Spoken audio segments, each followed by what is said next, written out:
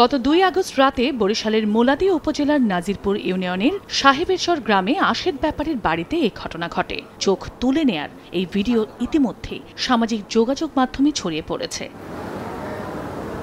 ভিডিওতে দেখা যায় আশেদ ব্যাপারীর মেজ ছেলে রোকন ব্যাপারী ও ছোট ছেলে স্বপন ব্যাপারী মিলে তাদের সেজ ভাই সিরাজুল ইসলাম রিপনের ২ চোখ তুলে নেন। ভুক্তভোগী রিপনের ছেলে আব্দুর রহমান জানান, রোকনের কাছে গচ্ছিত রাখা ৩৫ লাখ টাকা ও ২০ ভরি স্বর্ণালঙ্কার ফেরত চাইলে রিপনের সঙ্গে প্রথমে তার ভাইদের কথা কাটাকাটি হয়। এরই জেরে রিপনের বাবার নির্দেশে ২ ভাই মিলে মারধরের পর চোখ উপড়ে ফেলে তার। আমার স্বামীর চোখ সবাই টাইসা ধরে নিজের আপনজন মানুষ যেভাবে উঠেছে কোনো মানুষের কাছে। ওনাদের কাছে কিছু টাকা পয়সা পাইতো আমার বাবা, তো এইগুলোর ঝামেলা মিট করার জন্যই আমার বাবাকে ফোন দিয়ে নিছে।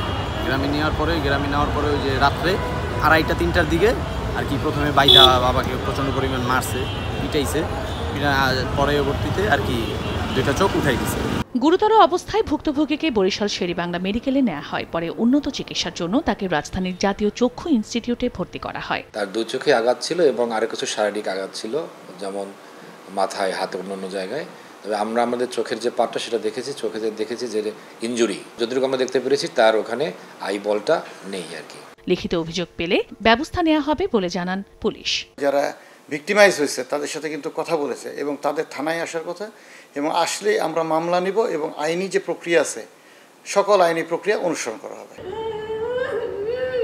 সিরাজুল ইসলাম রিপনের ২ চোখ উপড়ে ফেলার ঘটনায় জড়িতদের দৃষ্টান্তমূলক শাস্তির দাবি জানিয়েছেন এলাকাবাসী।